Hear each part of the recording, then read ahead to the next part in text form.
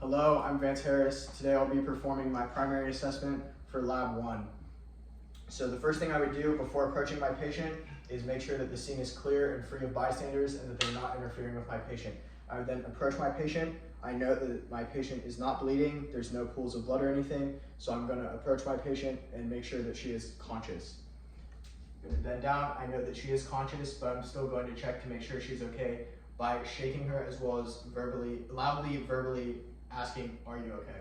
So, are you okay? Yes. Are you okay? Yes. Once I have 2 confirmations that she is okay, I'm going to begin my primary assessment by checking her breathing as well as her pulse and circulation to make sure that she is okay.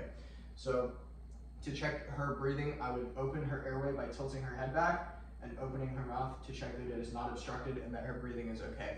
I would do that if she is unconscious. However, since she is conscious, I can simply ask her to open her mouth to check her airway. Can you open your mouth for me? I would again make sure that her airway is unobstructed and that she is breathing correctly. I would then move on to listening to her breathing.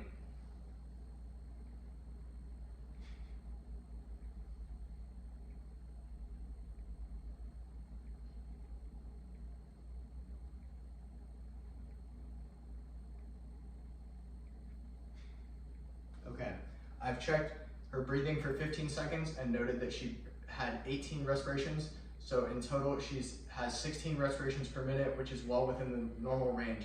I've also noticed that her chest is rising and falling correctly and that it is not shallow and labored, indicating that her breathing is normal. I would then move on to checking her pulse using radially with her wrist.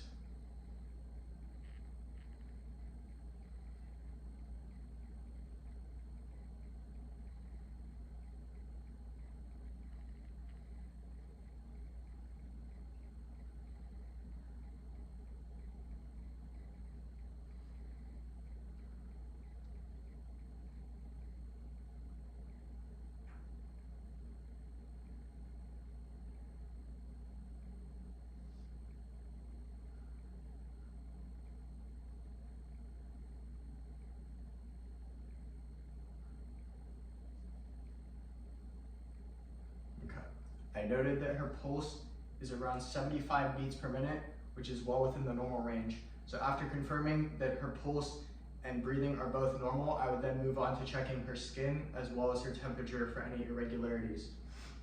So I'm going to feel her skin and make sure that it is normal color and not flushed and pale, as well as it not being moist or like overly wet. After confirming that her skin is in normal condition, I would then check her temperature, which is again normal and not too hot or too cold. Lastly, I'm going to check her capillary refill in her fingers, which is again normal. And after completing that, I would then note down and record my findings in order to give to paramedics once they arrive on the scene.